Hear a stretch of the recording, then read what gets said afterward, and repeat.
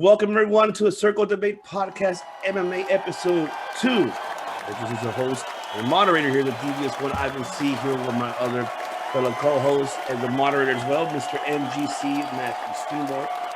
And also we have, once again, joining us this evening, our brothers from another mothers as well. This we have from Championship on the Line podcast, Mr. Alex and Richard Martin joining us back. Welcome back, gentlemen. I appreciate you coming back. And also we have the man with the plan, the king of Sting, and that is Money Mike Lopez and the CK1 himself, Chris Kevin. Now, gentlemen, before we actually go ahead and move with UFC 257, I wanted to bring up one that we did not bring up on the first episode. Ooh. So I wanted to go ahead and bring up actually the week before this fight of the Conor McGregor and Dustin Poirier 2, which was Max Holloway and Calvin Kattar. Oh, yeah. Fuck, I want to bring that one up. That's the only word I can. First word out of my mouth is beep. So let's go ahead and start this off with Max Holloway. So he did win by unanimous decision. But the way how he was fighting Kattar, I was like, wow. Overall, right now we still know that he's number 8 in the rankings in the lightweight division. So I'm going to ask you, Mr. CK1, if you can start it off. What do you see right now, the future of Mr. Max Holloway now that after this, this win against Kattar? What do you see him? Oh, Jesus Christ, man. So first of all, he broke his own strikes per fight record of 350. He broke that. He almost doubled that. And then you get a lot of casuals who are like, oh, he threw 600 punches. How come he didn't knock him out? Because Calvin Kattar is a bad motherfucker to take the shots. It's not a matter of lack of power. Holloway does have KO power. He knocked out Akira Kursani a couple years back when he was younger, inside of like 3 minutes. I think that was in Ireland. So he can knock people out. He's just dangerous, and Kattar can take him. And that 5th round was insanity. He was taunting DC while dodging punches, while not looking at Kattar and then throwing back and landing. What the fuck is wrong with that guy? Where he goes from now is absolutely the winner of Ortega and Volkanovski. There's no doubt that that's what's going to happen. It's just going to be him. I mean, hopefully they're both rematches. He's either going to smash Ortega again, or he's going to get his redemption against Volkanovski. I think Volkanovski even said something like, that's a different Max Holloway. I'm kind of afraid to fight him a 3rd time.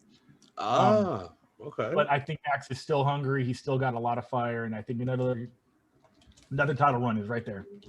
All right. Richard, your thoughts about that? No, I agree. I think Holloway's next in line for the title shot. I mean, Calvin Kattar, if his record speaks for itself. I mean, he has a win over Jeremy Stevens, and he has another win, I believe, over Ricardo Lamas, who was a title challenger at one point. Oh, yeah. So, this is a tough guy, and he kind of made him look bad. Like, he was taunting him. Max Holloway, that was the real Max Holloway. He felt comfortable. I mean, when doesn't he feel comfortable? There's no such thing as Holloway. That's the real Holloway. That's the legit Holloway you're going to get.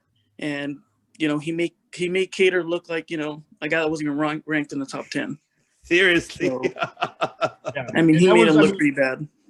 And Holloway staying at 45 is smart. When he moved up to 55 versus Poirier, I mean, he was just half an inch short of everything landing. And obviously Poirier, who we'll get to later, used to fight at 45 and beat Holloway at 45. I think it's one of those things where Poirier some people just have their number, and that might be an example of that.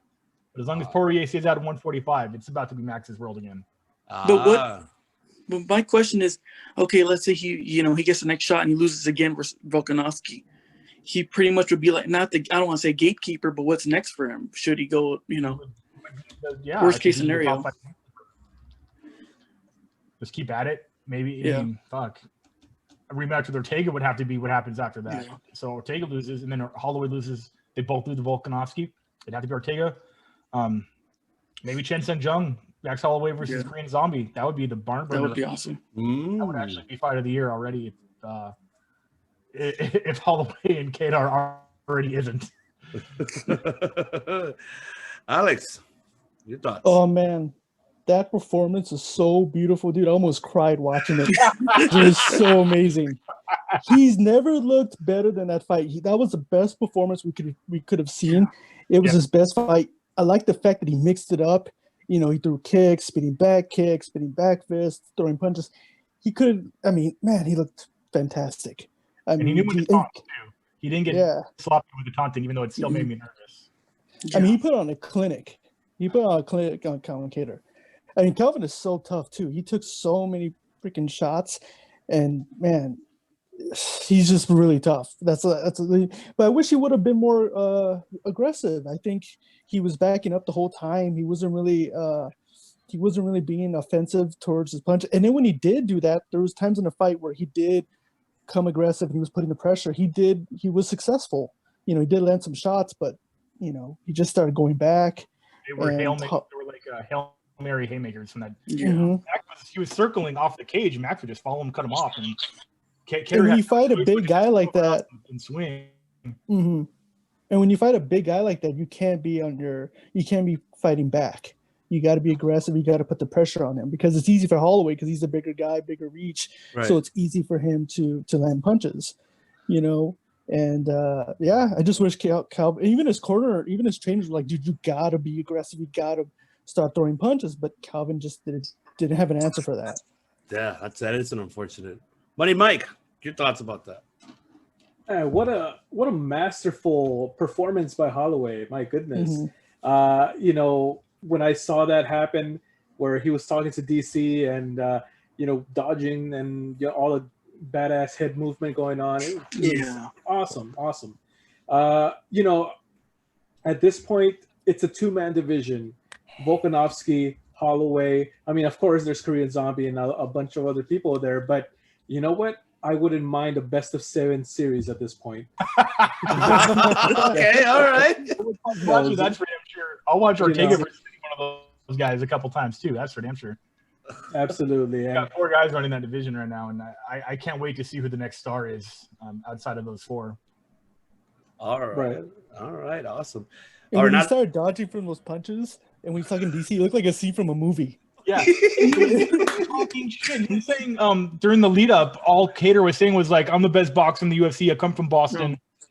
I'm the senior, and this is like going down to fighting the freshman." And then during the fight, Max Holloway was like, "I'm the freshman. I'm beating the shit out of the senior. I'm the senior." And I'm just like, "Are you serious?" And then obviously Kattar would wind up for a haymaker. I'm like, "No, please don't land this. Don't be Anderson Weidman #1, please." Oh my God! Right? I was like, "It can happen." Or 2. Happen. Or 2 with the leg kick. But yeah, dude, I was just like, please don't get caught with like 2 minutes left, dude, because I will stop watching MMA. Oh, wow. Awesome. Now let's move on to let's recap UFC 257. But I'm going to go ahead and allow Mr. MGC to ask the question. Take it away, Mr. Steamboat. I gotta say that you know, what are your thoughts on the whole card overall of UFC 257 and the pay-per-view? You know, what's everybody? Well, I think I'll do this for a change. Let's start off with you, Mike. Yeah, overall, it was I would say a solid pay-per-view. I enjoyed it from start to finish. A lot of surprises, I would say. I did, for example, I did not have Rodriguez over Ribas or Poirier over McGregor, right? So I know a lot of people's parlays were ruined by either one of those. So you know, interesting. It goes to show anything could happen in mixed martial arts. Alex, did it fit all of your predictions or your expectations? Well, funny you ask him, but ask all of us. I have scorecards ready and primed to go. So if we want to get just overall opinions on the card and then one by one go over the breakdown of our predictions, man, we will definitely do that. Hell yeah, Chris, I want to save you for last with this one. No, let everybody go first. I just want to interject with like, I got the scorecards ready to go. Especially right. No, I want to save the best for last. That's why breaking it down. But Alex, so what we're talking about, the first fight, the Rodriguez and Ribas? Just the whole card overall. Like as the card as a whole. Yeah. It's impact card. On the game. Yeah, you know, there's a few upsets obviously in the card. You know, there's a lot of fights I thought, man, that wasn't going to happen. Obviously, like the McGregor and Poirier. You know, a lot of us thought McGregor was going to win, and then we thought Ribas was going to win. So a lot of, you know, upsets in that card. But it was a great card. You know, we got finishes. I think when I was watching the prelims, most of it were decisions. So I was like, like, is this going to be the whole night like this with just decisions? Because you obviously want to see finishes. But overall, it was a good card. I enjoyed it. Even the main card was was awesome. Rich, you share the same sentiment. Yeah, I'm sure the same. I just with MMA, I have a love-hate relationship, so got my heart broken that weekend with McGregor Ribas losing. Yeah, I was really shocked with the McGregor outcome, the Amanda Ribas outcome. Chandler chose knockout, but that was happiness. So I was an emotional roller coaster throughout the night, but overall, great card. All right, Chris, tell us how you really feel. Tell us how you really feel. All Chris. right, I'm glad this card happened in January. I'm glad it was the first made it of the year. National Emperor's Day yesterday, so yeah, whatever country that is, much respect. I guess I don't know what that means. Matthewville, yeah. Okay. This card, it answered a lot of questions, but it opened up just as many new questions. So we have the whole year pretty much ahead of us to get those questions answered. It was definitely, I think, some of the most absurd upsets on a card as a whole that I'd seen in a while. And another thing I wanted to bring up was, I believe it was, I can't see whose names or whose, Alex, there it is. You had said, I believe it was you that mentioned, like, when the president had been set with all the decisions on the prelims. Is that correct? Is that you? Yeah. I've noticed through a couple, just in my own world, that usually when a card starts off slow with a bunch of decisions, the main event is popping with nothing but finishes, and this card was not an exception. Holy shit, there was so many deaths, just violence. As soon as that main card popped, people knew that they had to do something to stand out. In Abu Dhabi on a Connor card, they had to do something to get their names in the Twitter feed alongside the main event there, and I think a lot of people really did that. And we have a lot of contenders and a lot of new questions that are going to be answered in the next year at least. Wow, definitely. All right, so you have 3 individuals did your topology card, your predictions. So now let's start off with the first fight. So let's go ahead. Marina Rodriguez versus Amanda Ribas. So who actually won that one? The way I have it set up, I have everybody's individual cards. So we can I'll go with Alex first. Okay. I'll bring up his card and let him go through the whole thing. And then I have his points at the bottom, and then we can do the same for Richard and then myself. Okay. Definitely. Cool. So let's do that. Boom. Let's do Alex is number 1. And there we go. You might not be able to read that, but I can read it off for you from the card. Okay. Main card is right about halfway through up there. You had Ribas by submission in round 2. Yeah, I think I probably had something like that too, but we got the exact opposite. We got Herb Dean, if he dies, he dies, not stopping the fight. Oh my god. Letting Ribas take at least 3 to 5 to 15 extra shots when I believe she was unconscious after the first one. TKO in round 2, right? Was it round 2? Round 2. Yes, TKO. Yeah. Go talk about it, man. Go for it. All right, go for it. I mean, I got the round right. That's kind of what matters. Yeah. Got the round right. But I didn't expect that. I mean, we knew Marina was tough. I mean, I think she was like 12-1 going into this fight. So I mean, she was 1-1, I believe. So but I mean, if she was gonna win this fight, I think we all kind of thought she was probably gonna win by decision. But man, I did not expect her knocking out Ribas. Ribas is so tough. I expected Ribas to take it to the ground and submit her, but it just shows that Ribas' stand-up is not in Rodriguez's level, and I mean, I think it's going to be a learning experience for her. She's going to learn from this, and she's going to get better, and she's young too, so she'll improve after this, but big win for Marina. Was it the mistake not going to the ground, or was it just she got caught doing everything she does good already and just a matter of just wrong place, wrong face? I just think that, I think eventually she was going to try to take it to the ground, but I think she wanted to test her stand-up in this fight, and I just think that wasn't a good call, especially Marina's really good in her stand-up game. And, I mean, I think she made a mistake not taking it to the ground. Yeah. Yeah, I agree. Something happened there for sure. I don't think there was a bad game plan per se. She didn't make any dire mistakes that were why are you doing that? Like the Weidman back kick on Luke Rockhold. Some bullshit. It was just a fighter's fight, and I think Mariana just wanted to hit her in the face a little bit harder. Yeah. Second fight, that was Muradov. You had that perfect. You got TKO or KO round 3. That was a fire fight. Yeah, that was just a guess. I mean, I didn't think it was going to be a third round. I just thought, oh, so this he has some knockouts in his record. So I'm like, oh, let's see. Because I like Andrew Sanchez. But one thing with Andrew Sanchez is he gasses out sometimes. He gets tired. He gets lazy. Because there's some fights I've seen that he does get tired. He doesn't. He gets lazy, and especially in the third round. So I knew he was going to get really tired. And I just knew he was going to land something big. And he did. He landed with a flying knee, and then he finished him off there. And I think that's his debut. Right. I think that was his first fight in UFC. So I can bring that right up for us. I sure already have that ready to go. You think you're right. I think so. Yeah, because I think. Let me see.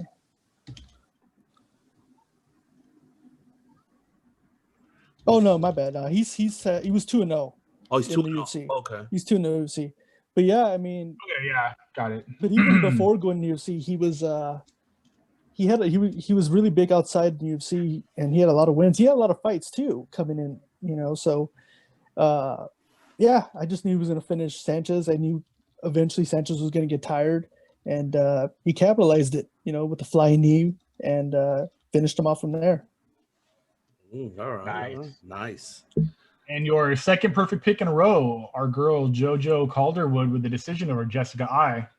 That was a nice call. Good. Yeah. Yeah, I think we talked about it last time. We I think all of us picked Calderwood to win this fight. I think Richard picked I, which yes, he did. He did pick I. Yeah, but I like I. It's just sometimes she doesn't, especially when these big fights too. Because I think with this one, I think JoJo does probably get a title shot with this win. I think she's up there for a title match. Oh yeah, and I think when it comes to these big fights, I just feel like I don't know what she gets nervous or she doesn't perform well. I don't know. She's kind of like Cerrone, doesn't, when it comes to these big fights, she just doesn't come, she doesn't come, to fight, I feel like. And I just feel like JoJo was really good with her stand-up. She was controlling the whole fight, and you got the decision. And it was really impressive. I think JoJo is getting better. She learns from her losses and she improves every time. So, yeah, I see her I think going for a title, and I think it should be a good one. I think, especially with her against Shevchenko, it's going to be a stand-up fight. Yeah, that's going to be a stand-up fight. Mm-hmm. So that's going to be a good one. So that should be exciting. I'll be very disappointed if that's a good co-main. Mm-hmm. Right. Let's talk about our boy Michael, the kid killer Chandler coming in. You had him by decision, but you had him winning nonetheless. Yeah, I mean, I don't think you get any better than a UFC debut. I mean, he knocked him. I didn't expect. I mean, we kind of all knew that he has the power to knock him out, but I didn't think it was gonna be this fast. I did not think it was gonna be that quick. Right. I mean, geez, because look, Hooker took a lot of Hooker took a lot of Poirier's best punches, and it was just a war, and he took a lot of his best shots. So with Chandler, I mean, I thought, Hooker's going to be kind of tough to finish. But, man, Chandler landed that punch, that right hand, and finished him from there. I mean, and what pissed me off is, like, when Chandler won, people were like, oh, the hype is real. The hype has always been fucking real. It's always been there. Yeah. I mean, the hype has always been there. I mean, there's a reason why he's the number one lightweight outside the UFC. There's a reason why he was a Bellator champion 2 times. So the hype has always been there. I think the question is, can he perform at this level? Can he, be a champ? Can he have the same success in Bellator in the UFC? And so far, he's doing good. He's 1-0 with a knockout. Knocked out Dan Hooker. I mean, I think he would be a really big test for KHABIB because he's a wrestler. He's very hard to take down. I think if he fights KHABIB, I think he knocks out KHABIB. Oh, that's a bold statement. Bold statement. Bold statement right there. I love it. KHABIB ain't gonna take him down. KHABIB ain't gonna take him down. Talk about that post-fight speech where he pretty much called out Conor and Poirier and KHABIB. Yeah, I mean, I just see it's scary, especially when he knocked out Dan Hooker, which Poirier couldn't do. And, he just put it on notice. He needed a performance like that to, say, you know what, I'm here and I'm going to take over this division. And he did that. Yeah, definitely. And you and I think a lot of people in the whole wide world got this last one wrong, and that Yeah, was I think everybody did. McGregor TKO round 1. That sort of didn't happen. I mean, I said this last time when we did this. The only way Poirier was going to win is he put him against the fence. You know, go for takedowns, which he did. He took McGregor down. But what was more impressive is that McGregor got back in his feet kind of easily. You know, that just shows he was working on his ground game, getting back to his feet, and he did that. But Poirier landed that shot in the second round and finished him. I mean, McGregor was looking really good. I mean, I don't know if we could all agree, but he was looking pretty good in the beginning of the fight. He was landing some really big shots on Poirier, and I thought, oh man, he's gonna win. He's gonna win from here. He's gonna knock him out. But you know, with those kicks, Poirier landed those nice kicks, and you know, if you look at his leg was all red. You know, those kicks really helped, especially McGregor. McGregor fights flat-footed, so it's easy for him to take his balance off when you throw a kick like that, and that's what happened. And then he put him against the fence and he landed those big shots and ended him. With McGregor, you got to be so close. And what I mean when you put him against the cage, if you put him against the cage, you're close enough to land those big shots, you know. And that's what Poirier did. He landed those shots and knocked him out. And that was the only way you could win is put him against the cage. So he did that and he got the win. All right. So what do you think's next for Poirier and for Conor? Now that we have that question is pretty much settled between those two. Or I mean, unless you think there's a trilogy coming. Yeah, definitely. I think a rematch. I mean, he did say he wanted to fight Nate Diaz, but let's be honest. When is Nate Diaz even going to come back? Poirier said that, or did Conor say that? Poirier wants to fight Diaz. That makes no sense. That's all. I'm like, really him? Like that makes sense for dollars and viewers, but not for his legacy. Yeah, I mean, I think it's going to be a rematch with McGregor, and I'm saying it right now. If there's a rematch, I think McGregor wins. I think he's going to learn from that fight, and like I said, McGregor was doing really well. He was landing good shots, and he just got caught. So I think he'll learn from that, and I think McGregor wins the rematch if it does happen, the trilogy. All right. So what's the total score, Chris? Alex's total score would be 425. Nice. And I sort of have a typo in this next one, so give me like 12 seconds or less. All right. Yes, we got two. Wow, that's going on. Why don't let's go ahead and Money Mike. I mean, even though you didn't do yours, but overall, I mean, let's go. I mean, let's go by the card. Let's go, one by one. Same with you. How did you feel about the Marina Rodriguez and Amanda Ribas? So for Marina, I don't remember ever seeing her fight before this. So I knew that the hype. I don't really like using that word hype, but I guess the momentum was in Ribas's favor.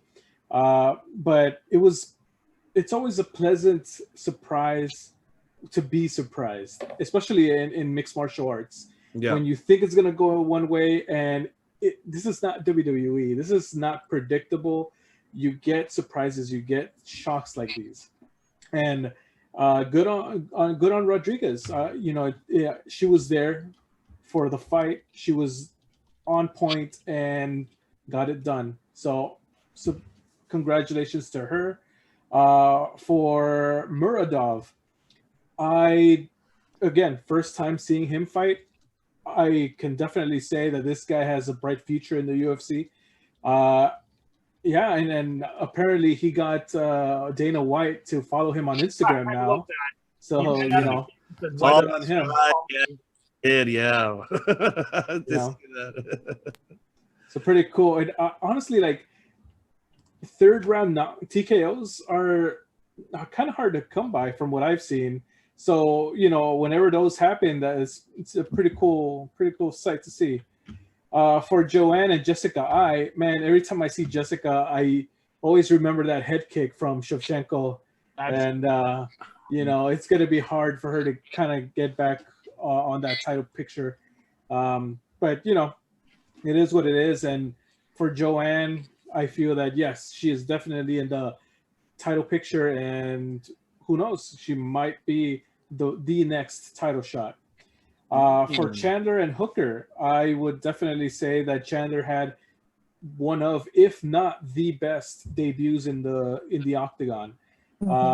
Impressing a lot of people, hopefully impressed KHABIB enough to get him in there, you know, that should try to get that 30-0.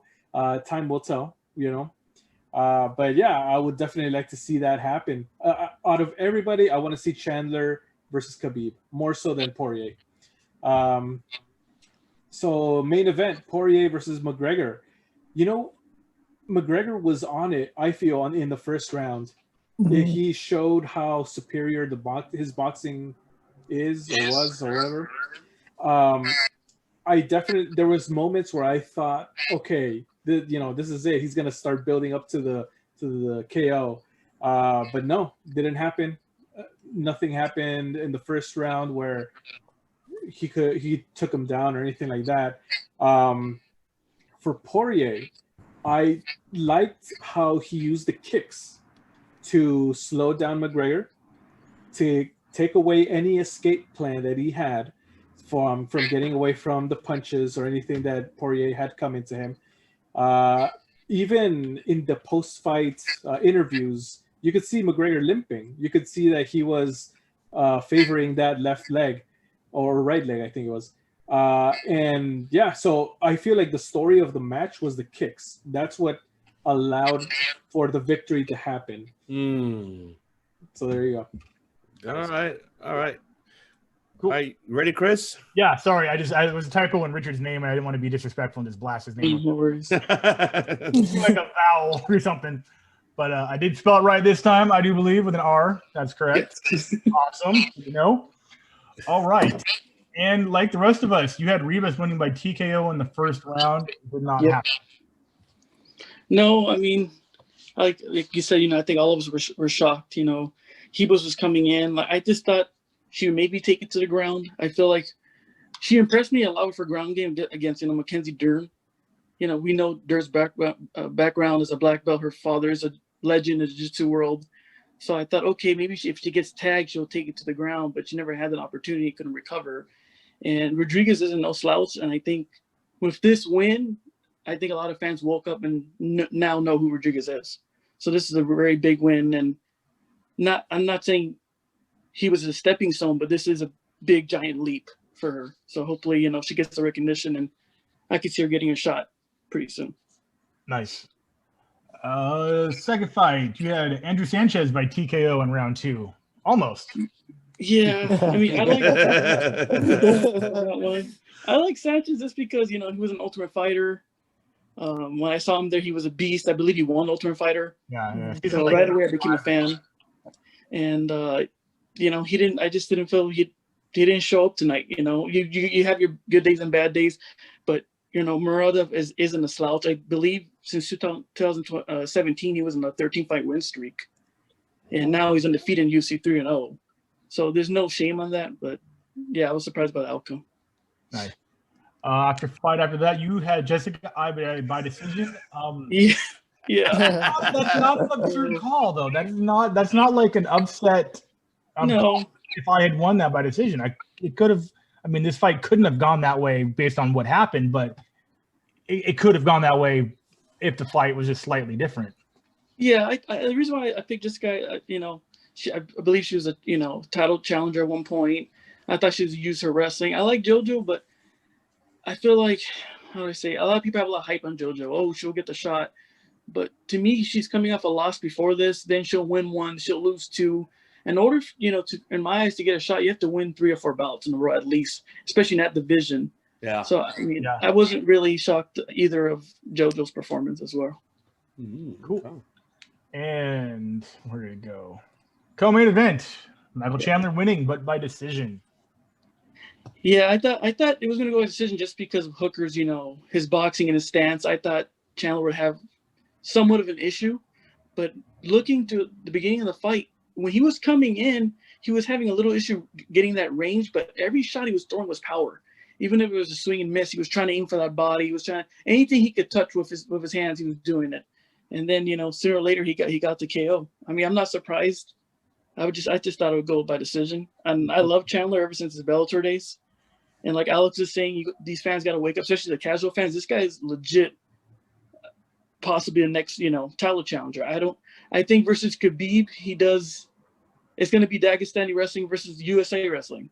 And I think he's so well-rounded that Khabib's going to have trouble with his wrestling. And also, I think he has a bigger right hand compared to Khabib. Oh, fuck yeah. Whoa. You're facing a lot of threats. That's not a hard sentence to agree with. No. Yeah. So Chandler is the real deal. And I think a lot of people woke up and, we'll see what happens there. Like Hooker's no slouch. And for him to do that, what Poirier couldn't do, fans got to wake up. Yeah. It was like. Put some spec on that name. There you go. How many clean punches did Poirier land inside of 5 rounds versus the 3 or 4 it took Chandler? Unbelievable. Yeah. Main event, McGregor TKO round 2. All right, I gotta go now. Oh man. I'm still heartbroken. I thought, it's hard because Alex has been clowning me. My mom's been clowning me. My dog's laughing at me. Somebody call my mama. Well, everyone is.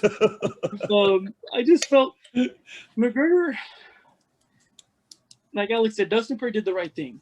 He put pressure on him. He put up against the cage at one point. And what about those shoulder shots? I loved it. They were 1-for-1. And I watched the post fight, and they asked Dustin what was he saying to Connor. He's like, "Oh man, I don't know. I think at one point I said, how about that clavicle?" I'm like, dude, you're a dork. I love that. But I was trying to figure out what we were just saying, but now, yeah. I love that. With the shoulder shots, and then McGregor doing the foot stops at one point. They were going back and forth, trying to get, cage control. Really good start for the first round. I just thought McGregor was really heavy on his feet. He was doing a sideways stance, really heavy. I don't know. He was just trying to look for that knockout early. But I just thought if he was, bouncing his karate stance, his style in and out, I felt like he never really got his range in. And, it's hard. I'm so emotional on this. I just didn't think he didn't find his range. I thought he was heavy on his feet. Dustin Poirier stuck to his game plan, and, he deserves a win. And where do you think either one of them go from here? I just think, looking at the rankings, I've been studying the rankings, looking over and over again. Yeah, he should get the shot, but if Khabib doesn't come back, it makes sense him versus Chandler.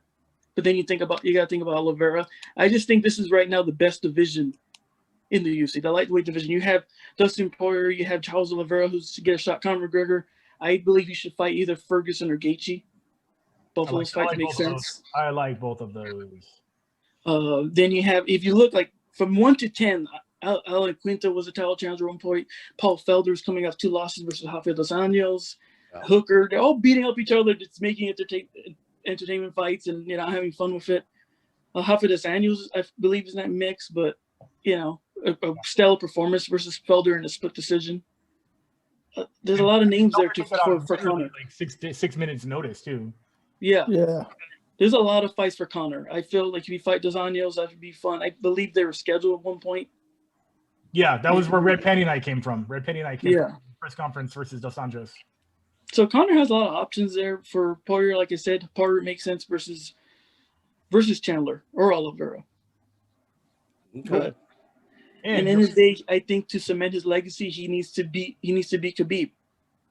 And that's the question: is Khabib is he in or out? And then you have, I love the Diaz brothers too, but they're irritating at point. Like make I'm not trying to think he's a clown. Make a decision. You're in or out. You're gonna fight, and then if you are gonna fight, Dana White, make him sign a 3 or 5 fight deal. He fights one, I'm out. Okay, now I feel like it. I don't think they fight enough for them to be talking the way they talk sometimes. Yeah. It's entertaining, but it's just like, dude, like Nick hasn't fought since Anderson. Think about that. You guys, I don't know I don't know how old you guys are now, but you probably couldn't drink back last time. So the total score on that? And the total score would be, what is it over there? 275. Let me move that. Oh, There it is. 275. 275. Not bad. Not bad. It was a hard card. It was a hard card. It was hard, yeah. Yeah. And then me, this guy right here. What did I get? Right. What do you got? There I am. All right. I had Rebus by decision. This was supposed to be her coming out party if it already hadn't been versus Paige. But this was her big deal main card on a giant pay-per-view for the world to see. And what I'm afraid is going to happen is that this fight's going to be remembered not for Mariana being the girl to beat Rebus, but for Rebus being the girl that lost this fight. Okay. I think that if Rebus loses her next fight or wins her next fight and Mariana loses her next fight, you're going to forget about this fight. That being said, Mariana came in to do some damage. She got it done. Opinions about Herb Dean, I talked about it. He definitely wanted someone to die. He touched at least Mariana, and she danced off with the victory win, which she rightfully should have. And then Herb Dean literally, I don't know, shrugged his shoulders. He shrugged his shoulders, and Rebus took extra shots. Not cool, especially since Dana White's pumping in like how many millions of dollars into CTE research? Like, Jesus Christ, bro. I don't know how I got some of this right, but the Murdoch fight, I think I looked up his record and I compared finishes versus losses on Sanchez to come up with this. So I think Murdoch had a lot of first round finishes, and Sanchez he has 4 losses by KO, and that's where I rounded this at. There wasn't a moment in this fight I thought Murdoch wasn't going to get the KO. It was just a matter of time. And he did it with style points. Holy shit. Who needs to pull off? He didn't need to finish him. He was winning that fight like 10-8 almost every round. And he does it with a flying knee in the third. Like, you could have just coasted and not had to have worried about it. And he took the risk and it paid off. Oh my God! But the way how he danced, though. Yeah. Oh my God! I'm like, what are you doing? He's trying to break dance. He's definitely getting a top 10 or 15 in his next fight. I don't know where Sanchez is right off the top of my head, but it's definitely going to be inside the 15. Maybe hovering around 10. We'll see. But unless it's like a last minute replacement, it won't be inside top 5. I got JoJo by decision. My one perfect on the main card, and that was that decision was made with my heart and my expectations. Jessica I is a great fighter. I think that she can turn it on. She's, turned a corner when she went down to 25. She beat the shit out of I love her, but she beat the shit out of Jessica I, or Jessica Rose Clark. Sorry. Yeah, man. I think she's not a great fighter. She's just fighting people that are just like 1 or 2% greater than her, except for the Valentina fight where that was like 200% more. But every other fight, it's close. It's close enough to not really have an idea what's going to happen. Co-main, I had Hooker by round 1, and I am glad I was wrong. Really? Okay. Yeah. Hooker said, I guess during the walk-ins, they had pumped an audio of him saying that he likes that this is the 30-foot cage as opposed to the 25-foot cage because he gives him more room to work, and he's going to take advantage of that. It did not work because he was up against that cage for that entire 2 minutes backpedaling, and Michael Chandler hunted him down like a lion versus a gazelle. There was not a moment Chandler wasn't pressing him, making him backpedal to his right. And then he just threw just the hardest right chasing shot and put Hooker down. And yeah, unbelievable debut for someone coming from Bellator, a company with fighters where people say can't hold their own in the UFC. And I've never thought that to be true until it happened. I hope there's not a half-life on Michael Chandler. I hope most of his career behind him isn't going to affect most of his career ahead of him, like Ben Askren, like other fighters that come over that already have their legacies built. I hope this is the beginning of something new for Chandler, not the end of something old. I watched the post-fight press conference. They asked Poirier if he thought that the call out by Chandler was worthy of a shot. Poirier kind of sold me on the fact that it was not, because Hooker had just lost to Poirier, who had just lost to KHABIB, who had just beaten Gaethje. So Chandler coming over and just getting one win off a guy on a losing streak didn't make any sense. And I kind of feel that. I agree with that. I think there needs to be some kind of order to the rankings. It's definitely a money fight, but as far as earned, it's got to be Poirier and Oliveira. That's the only thing that makes sense. Chandler can get Gaethje. That's gonna be a firefight. Holy shit, man! Just thinking about that, I am tingling. Main event. We all got it wrong, and this was wishful thinking. I didn't see. I don't know if I didn't see the way it played out happening. I know in our last podcast where I talked about if Poirier was going to win, this was going to how it was going to be. I mentioned a lot of it's a slow burn. Poirier doesn't finish quick. He's going to have to press him up against the cage, tire him out a little bit, and then let go. That is exactly what happened. Pressed him up against the cage. Conor couldn't turn the corner on him. He couldn't switch that inside hug position until late in the end of the first round when it was already too late to do any damage. Poirier controlled him up against the cage. He changed levels on him. He got back up. But that leg kick, man, the first one landed. Conor took it stiff on the leg. It was just like Israel Adesanya versus Paulo Costa. You don't think it's going to do damage until it does damage, and it's money in the bank after that. Each one after that first kick. Conor didn't switch stances. He didn't check kicks. He thought he could take the first two, and he couldn't take the last two. Opened his left side up. Poirier hit him. He went down. Man, goddamn. That is 6 years of Louisiana rage redemption right there. They cut to Poirier's wife on the outside of the cage. Don't you ever doubt my husband again. I'm like, I never really wanted to doubt him. I just, didn't know what was going to happen. Interesting story. Dustin's great. I don't think he beats Khabib ever. So as long as Khabib's out of the picture, I think the title shot is his for the taking. That's basically how it goes down. Him versus Oliveira. I don't know how that fight's going to play out, Brian. I have no idea. If Oliveira's striking was what it was 6 years ago, I would give it to Poirier, but it's not. It is up there with his. And the clinic that Oliveira put on versus Tony, and then the way Khabib tooled Poirier, I don't believe in MMA math, but that being said, Poirier might be on the losing end of a ground game versus Oliveira. So we just have to hopefully wait for that fight to happen. Lot of interesting things are going to be settled by the end of the year. And I know I got the lowest score, right? The lowest score? Second lowest score at 340. I'm moving shit around here. Sorry about that. I thought a game plan was a little bit better. Yeah, whatever. 340, huh? 340. Yeah, I got overall card. Alex had 6 out of 11 correct winners with 4 of those perfect. Richard had 5 of 11 winners with 1 perfect, and I had 5 of 11 with 3 perfect, with our winner being Alex. That's right. Good job. All right. Woo! That's right. That was a fun card, man. Those upsets did not disappoint me. It was a hard card too. Yeah, like we all got that main card wrong except for basically like Chandler and Calderwood for the brothers. Yeah. And I got Calderwood and Muradov right somehow. Yeah, man, it's just so many questions. We don't know who's next in that division.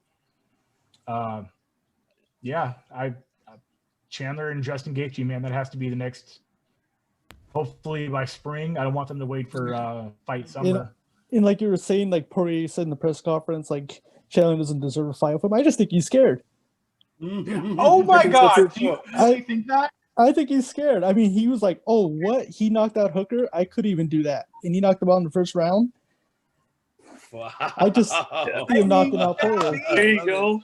I'd like to think that Poirier worked his ass off to get where he is, and some guy's going to come in and try to take that in one fight. I mean, it's not Chandler's fault that he makes it look easy, okay? Yeah, no, I never blame the winners in MMA. You know what I'm saying? So, yeah. I mean, that might be the money fight to make, and we know Dan is all about the money. So, if that fight gets made, I won't be mad at it. Whether or not Poirier accepts it's all up to him. But we know Chandler is going to put his pen to paper on that one. All right. Well, Mr. Money Mike got a little emergency, but go right ahead, Money Mike. Oh, are you okay? Yeah, no, everything's good. Everything's cool. I just got to go kick some ass right now. Don't do that. Style. He's going to fight Chandler. Yeah. All right. Y'all have a good night. All right. We'll Making it happen. We'll see you again. Did we happen to get Ivan and or Matt's thoughts on the card? No, unfortunately, I was not able to have the opportunity to do it because I was unfortunately busy. Or did you watch any? I watched it. I watched the whole thing. Yeah, I don't care about the Tapology. I just want to know your thoughts. Oh no, I mean definitely. I can tell you one thing. I mean, yes, Michael Chandler impressed me. That was a hell of a debut, And not only that, I mean, think about it. This guy was a beast, a monster, just going in there attacking Hooker. Like I don't give a damn if you're taller than me. I don't give a shit. Yeah. I'm going right in there and attack you. And what really got to me is like, what are you doing, Hooker? You're not even like doing anything to you. He didn't even react. Yeah, exactly. He didn't do anything to react at all or anything. I was just really shocked. And I love the fact that, Chandler, I think how Mike said it right, before he left. Like, that was like the most baddest, the best debuts I ever seen, like someone just come in there and attack come on, this guy's at the number 6 in the ranking and you get your ass whooped that way. Nope. I mean, come on, that is bad. That is really, really bad. Like, and I mean, does he deserve to be in the rankings top 5, Michael Chandler? I mean, I can see yes. If you beat the guy who has a number, that's your number. That's just what I understand. So I mean, even if you're not ranked like Chandler was coming in, and you beat number 6, you're now number 6. Yeah, and it sucks for whoever's number 15 because they get shot of the rankings because Hooker becomes number 7. It just is what it is, But yeah, I think you take the number, you are the number. It's like Ric Flair, Yeah. Yep. There you go.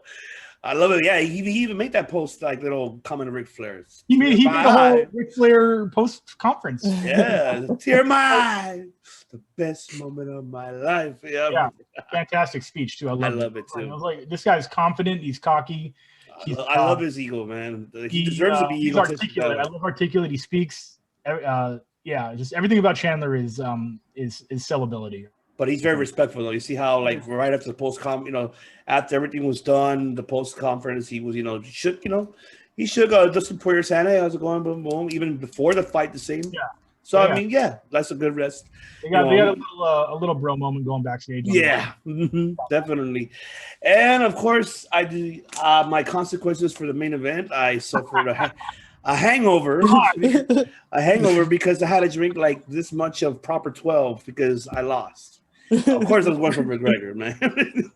Hot sauce, brother, right here. Oh my God, no! Oh no! I paid the price on Saturday night with that proper 12. I paid. You really have proper 12? How is it? I don't drink anymore, so I can't. It's sweet. It's not bad. It's a whiskey, right? Like it's not an Irish whiskey. It's just like a bourbon. It's kind of like that in a way, but it's like very, very malty. Bourbon and whiskey are the same thing. Just bourbon is whiskey made in Tennessee, and whiskey is whiskey made in Europe. Yes, it's made in Bourbon County, Kentucky, Chris. Kentucky. Yeah. With Mountain Dew. Yeah, actually, that's true, right? I think Mountain Dew's from Tennessee. Mountain Dew was made to be mixed with whiskey. But and moonshine. Yeah. Anyways, that's a different list. It's a different list. That's a BuzzFeed list where we take shots during every time Connor gets knocked out. I actually want to run this question by everybody. So what are you guys' thoughts on Khabib's Twitter comments after the Twitter comments on the fight, attacking Connor, everybody. So Chris, you're right away. You bounce right to the up and down thumb. I don't think, okay. Connor definitely does. Man, where do I start? The ship Connor has pulled on Khabib, it's definitely karmatic. It is of karma for Khabib to say something, but it's not of Khabib's respectful nature to be that way. But he's also been pushed that way. When a guy throws a dolly at you, makes fun of your... I don't know if he made fun of his religion. He said something like, "Why don't you drink?" Oh, what is that? I know he said something about his dad and his religion in Ramadan. I think he said something about his country too. So yeah. What country has Connor not picked on? That's true. It is out of character for Khabib, but to be fair, it is only ever been versus Connor. He didn't have a whole lot to say to Tony, even though Tony was kind of laying it into him. So I kind of get it, but it also it's very hard to take the high road against Connor when he loses like that. So it's not my place. It's not my place to approve or deny what Khabib's feelings are. I don't have a dog in this fight, but let's see who else has other perspectives. Alex. Are we talking about the comment he made? Yeah. I thought it was stupid. because it made no sense. Because he was like, because first he was like, oh, this is what happens when you leave a team. He never left the team. He still has the same team. It was stupid. I don't know what he was talking about. He's been with John Kavanagh since he was like 12 years old. No one's, I mean, people come and go, but it's still John Kavanagh at the helm. So he's still at SGB in the same warehouse. I don't know what the tweet, I don't know what he meant. But this is my thing about it. I don't think he wrote the tweet. I think it was his dumbass manager, Ali. Really? Oh, okay. Interesting.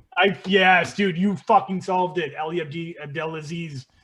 That fucking criminal. That's look it up. The dude's got interesting. That dude openly talks about the shit he used to pull on people. Because he does that, yeah. I didn't know that. Wow. No, yeah. Ali Abdelaziz, I think his name is. I forget, was like extortion and Russian mafia. We talking, Chris? Stuff. Dang, that's a different list. We got that's a way different list. That's the list. Yeah. By the way, my name isn't Matthew. I don't live. I live in Nebraska, bro. I gotta hide my face. Like, by the way, you guys, this is the witness protection program right here. But the thing with Ali is like, let's be honest. He's a guy that tried to be a fighter. He failed. Couldn't make it. So he tries to be in the scene by freaking doing these tweets, because he's done that before. He done it with Frankie Edgar. He's got into like his Twitter. He takes control over it because people are like, oh, like, why are you sitting? He's like, that wasn't me. That was my manager Ali. He does that. Like, he will go into Twitter and put these like dumb tweets, just like he did with KHABIB, which made no sense because, again, Conor never left his team. He's still with the same team he's had since the beginning of his career. And Ali was the president of World Series of Fighting. I think he was a president. Yeah, and then he left that, and then he managed all the guys that pretty much went to the UFC, the guys like Gaethje and KHABIB and all that. But I mean, he's an idiot. The dude's rap sheet's pretty big. I want to blast him publicly like that because that's below even me. Who I'm just kidding. There's a lot of questionable ethics in his work ethic, but at the end of the day, he is a billionaire of sorts. So I mean, whatever. But yeah, I think you solved it there with Ali having access to KHABIB's Twitter. Man, that's crazy. Billionaires who want the smoke. My God. I don't think I could. I'd be enjoying my not once again. I'd be enjoying myself in a hammock rather than fucking looking for the smoke if I had that kind of money. Yeah. But he got arrested too. He got arrested for a fight. Yeah, no, I would want my manager to be arrested. He's got a very public history of criminal charges that someone put up online. You can look them up yourself. That's I don't want the smoke. That's not what we're doing here. We're not smear campaigning. I want to chill in a hammock if I got that kind of money. Like, why do I want the smoke? Like, that doesn't make sense. Anyways, Richie, what we got? Agree with your brother? Yeah, I agree totally. I just think, is it just like you or no? I just think, like Alex said, he failed as a fighter. He failed as a promoter, World Series of Fighting. And then as soon as the guys left, he took all of them. He took over, KHABIB's management. He took over Gaethje. He just he's riding people's coattails, in my opinion. And this is what he's doing. And then he's going into Twitter. And I just think it makes KHABIB look bad too, because KHABIB's, he's humble, he's respectful. He's not making kind of look like a hypocrite, in my opinion. Yeah. He's doing all this trash talk. That's not KHABIB. We all know it's not him. Most likely that's Ali. And be professional. You're a manager. You manage pretty much the number one fighter pound for pound in the world, and you're doing this, and you're kicking someone that's already down. McGregor has changed also in the last year since that fight. You see how he's approaching Poirier, even in a loss. He's not talking trash. He's donating money to Poirier for his organization. This is not the same McGregor we've seen since then. So to do that, I just think that's trash on KHABIB's team. Especially with the wrong information about moving camps. Like, yeah, if you're gonna trash somebody, you're right. That's what what to trash someone. Fucking go to Wiki. I just went to Wikipedia right now and pulled up all the information I needed. So, Ivan, you got something to say? Okay, fine. I mean, that's all right. I mean, shit. I mean, I'm just speechless that he actually said that. I'm like, wait a minute, did he really switch? I literally actually researched. Wait, I don't recall, Conor switching teams. And Not at all. Like, you know, well, you shocked me when you just said. I didn't realize that it was probably his manager. I'm like, shit. Never thought about it. Never thought about it at all. Because I mean, the way how like Khabib's looking, he's enjoying retirement. He's, you know, touring around, having a good time. You know, just enjoying himself. I wouldn't, you know, expected him to talk shit, you know, badly about Conor. I know they hate each other, like really, like literally. But I mean, I thought it was kind of like a little squash a little bit after Conor gave his, you know, his condolences, you know, about his mom and, you know, everything else. I mean, of his dad, right? I'm sorry, his dad. And so, I mean, yeah, about his dad. And then, so I was expecting, okay, so they kind of like held back, not talking shit towards each other. And then unexpectedly this, I'm like, okay. But then when you mentioned his manager, I didn't realize that. So, yeah, I'm surprised I didn't put good on you for picking that up. I think that's absolutely what happened. Yeah, I agree 100%. I just couldn't believe it. So I mean, we'll have to wait to see what's the future for Khabib. I mean, I don't know if he's gonna retire or not. I mean, Dana did mention, you know, in the post in a conference, he was like, yeah, he talked to him about it. You know, Khabib likes to talk shit, so he's like, we'll see if he's he will come back or not. It's still up in the air, but I mean, we already know the fact that Dana's trying to really pressure him to at least do one more or at least two more so he can retire. I know Dana wants that big pay-per-view, you know, money. So he just wants him just one or two more fights. And I think he should. Why not? I mean, what do you got to lose? And then there's rumors and windows about him, Khabib, you know, debuting in soccer. I'm like, what? He's going to start playing soccer? I saw that tweet, yeah. Yeah, I saw that. I'm like, nah, like, no way he's going to start playing soccer. I'm like, come on, are you serious? I don't know, but I hope he makes a decision fast. They did ask Dana, like, oh, do you give him a timeline? Like, no, not really. No, he didn't really give him one. I mean, I guess there is one, but Dana's not going to say, come on, he's not going to tell everybody the whole media, like, what he's going to give them. So I'm looking forward. I'm looking forward to see what's the outcome of his future and what he's going to decide to do. Yeah, this whole year, like I said, there's so many questions are going to hopefully be answered amongst all the divisions. You know, we got at least 3 to 5 more cards already lined up with main cards booked. So, well, yeah. I'm glad fights are back. I mean, the 2 weeks that we had off in December, man, we came back hard, and I am excited for this year, like I am every year. Oh, me too. I'm definitely Matt. Speaking of cards, go ahead. Oh, go ahead. I'm sorry. Go ahead. Oh, no, I just had a question for everyone here. I want to ask. So let's say, you know, Khabib leaves. In a perfect world, Khabib leaves, Gaethje, you know, beats Chandler. He rises up the sunset, one of the greatest, you know, lightweights of all time. But do you think there's a shadow? Because 20 years from now, a kid is going to go on Google and Wikipedia and look like, wait, who's this Khabib guy? The same thing with Cormier. Cormier is one of the – it's so sad. If he was just born a few years before, Cormier is one of the greatest heavyweights of all time. But John Jones will always be that shadow in that asterisk in his – you know, career. Yes. So, I mean, you think that affects his legacy? You think that Khabib is the shadow of Conor? Is the shadow of Dustin Poirier. Oh, I think so. I think that would affect him, in my opinion, because Khabib has that 30 or 29-0, and Dustin is like 26-4 or 5. So I think that it's going to be. Yeah, no, I don't think that. I mean, Poirier may become. Yeah, I don't know. I just. Ones and zeros on this. I don't think so. I believe so. I think it will affect him. I think the story. Remember that time Poirier lost to the greatest of all time and then came back to win the title from someone else. I think that's the story. Okay. Yeah. No, I mean, shit. I feel like it. Unless Poirier goes on a 30-0 streak against. That's probably the only way. And if he makes an upset, later, down the line, if he fights Chandler or he beats Chandler and Oliveira. If he beats Chandler and Oliveira, then yes, I agree. Would you say that Fedor is living in Ryan Bader's shadow? Oh, well, first off, Fedor's a joke to start with. So Oh. if he fought a pro wrestler or a sumo fighter, same team right there, brother. Yeah. So I'm not getting in that debate. I'm with you on that. Out of that. I got the same argument about Fedor. You don't talk like this to Fedor. You see this? You don't say that to Fedor, man. Which pro wrestler did you beat last time? You don't see that, man. You don't say that to him. Come on, man. Come on, man. The guy's beating every freaking fighter. It was think freak of. show circus fights, okay? It was pro steroid Yakuza fights, bro. He Yeah. beat Mark Coleman like 3 times. Like, you see how Coleman big Mark was Coleman 45. was? Yes. He was not Thank you. 45. Hold on. That's a He was scary past his prime, 45-year-old. bro. That's Past a his scary prime. 45. That was a if he's juice 45. to the tits, jacked up on TRT. He was on Because it was steroids and he allowed. still lost. That has to be something. He was on steroids and he still lost. He beat bums, man. He beat guys past their primes. He beat Man. come on. Fedor, look at Fedor. He's not the biggest guy. He's not the strongest guy, but Okay, he Mark beats Coleman everyone. in 2004. Okay, he's 56 now. In 2004, he was 40.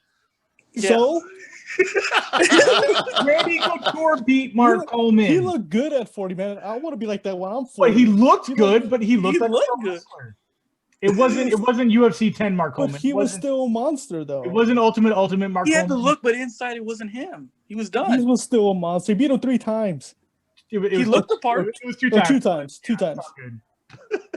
But he beat Randall, man. He beat all those guys. Come on. But he almost lost that fight. That was a close fight. But he won. That's I all know that that. matters. It was close though. But didn't he just fight like Fabio Maldonado a couple years ago and he got his ass kicked? Hey, he was old. Oh, now he's old. Oh, so you're that talking doesn't about matter. Fabricio Verdum? Okay, that Yeah. was he was He sick. came to the States and he got smashed. Hey, check he beat this out. Andre All his fights Arlovski. overseas He somehow. beat Sylvia.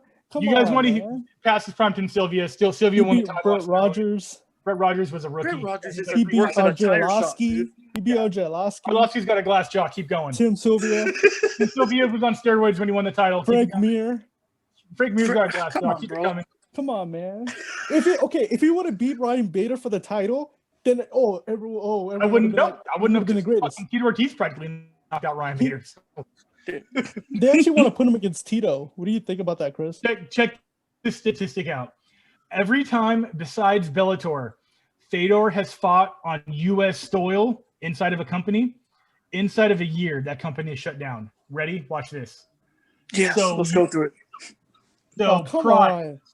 soon as Pride's first event in America was in Vegas, October 2006, they were shut down inside of 16 months.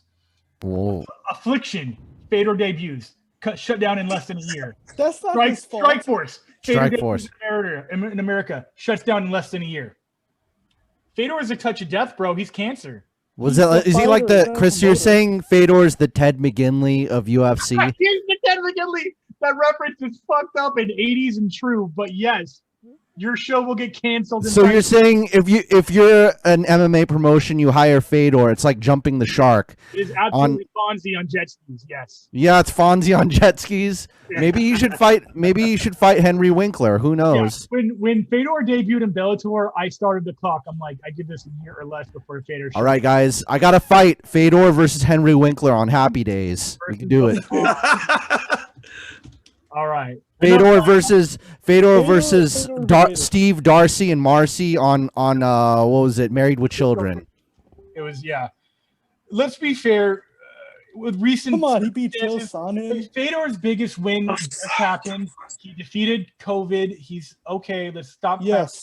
On The only legitimate Right, win, right. to be honest. him. and His it whole still life. and it still took drugs. He beat Noguera. He beat Krokop. He beat Matt Linlin. Back when he beat Krokop Monson, didn't have a Ishii, ground game. Matt Linlin weighed 30 pounds less than him. Keep it coming. Matt Linlin, Mark Hunt. Okay, and Come that Matt on, Lindland man. fight was holding the ropes Come the whole on, time to not to man. get taken Matt down. Linlin was like trying to fight Noguera, him or he beat something like that. Noguera Matt like Linlin twice. weighed 30 to 40 pounds less than him. He's a middleweight. Mark Hunt It's in had no Japan. ground game, and he got tapped with a arm like a Americana in like a minute. Yeah, I think Fedor's only legit awesome, impressive wins were Prime Noguera, and that's about it. Yeah, maybe. Yeah. Twice. Krokop was coming out of K1 at the time, man. No ground game. Yeah. That was like the biggest fight at the time.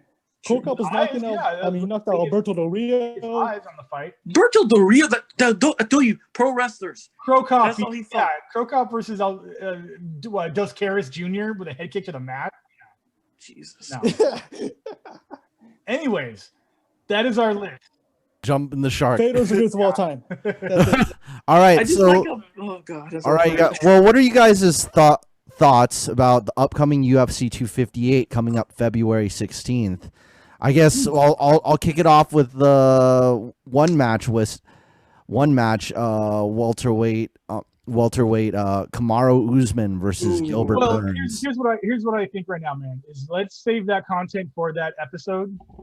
We don't need to bleed this episode into that one and just have two of the same episodes. There's still a lot of fights to be had on that card. That's not even the next fight. We have a fight before that, which is Overeem versus Volkov. So let's repeat that to Ivan real quickly while I take a leak. So we all had to while we're recording. Yeah, leave it in there, dude. Uncensored, bro. It's uncensored. I see you. Only 2 fights have been announced for UFC 258. So that is correct. Let's leave that talk for that episode. That way we don't burn ourselves and the fans out. Very true. But the only thing we can talk about coming up is Fight Night coming up. I mean, that's on the 6th. That's a great fight, by the way. Yeah, Overeem and Volkov. I mean, okay, I'm looking forward to seeing that. I want to see who. I mean, shit. I haven't even looked at the rankings of like how they look. I mean, in the heavyweight. I don't even give a shit about the rankings with this fight. These are two class. Yeah, these are two badasses. Yeah. How is Overeem on a 2-fight KO win streak when he is 40 with 20 knockouts losses? He's He's 40 exactly. Why do I know that? Oh my God. Yeah, dude. Overeem going up to, I think he's at, what is Curtis Blades' camp? Is he at Elevation Fight Team? I think he is. Yeah. After he lost to Curtis Blades, he's like, I need to train with Curtis Blades. And then he goes on this 2-fight murder streak, like old school Ubereem, like the Demolition Man. And I don't understand, man. The guy is just not gonna die until he gets that heavyweight title, and he's got every title ever held in a major organization. That picture of him with the K1, the Dream, the Strikeforce Heavyweight Championship is one of the greatest combat sports photos of all goddamn time. And he's, man, I just the Stipe and Ngannou at the top. I don't see Overeem punching through on that, like literally and metaphorically. So I mean, it looks like Overeem's at 5 and Volkov's at 6. So I mean, and then you have Derek Lewis at 4. And then you have he's already fighting. He's Blades coming up, and that's going to be for sure. That's for sure. Yeah, that's definitely for sure. So I guess the winner of that will face the winner of Stipe and Francis. I mean, shit.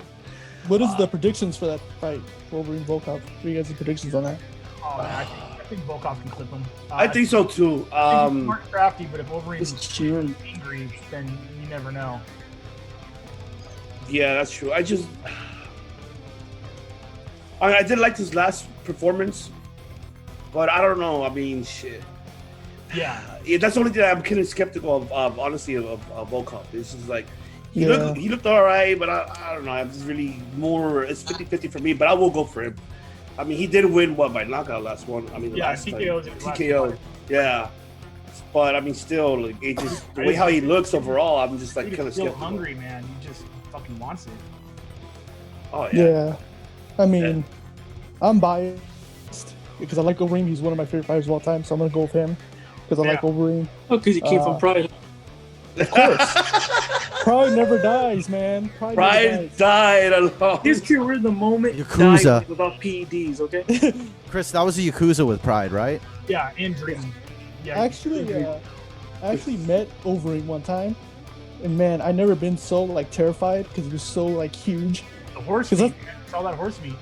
I know. In genetics. This is genetics. Yeah. I want to eat some more. I want to eat He some literally horse put on 100 pounds in the middle of his career after he was already a fully grown man. That's absurd. Jeez, yeah.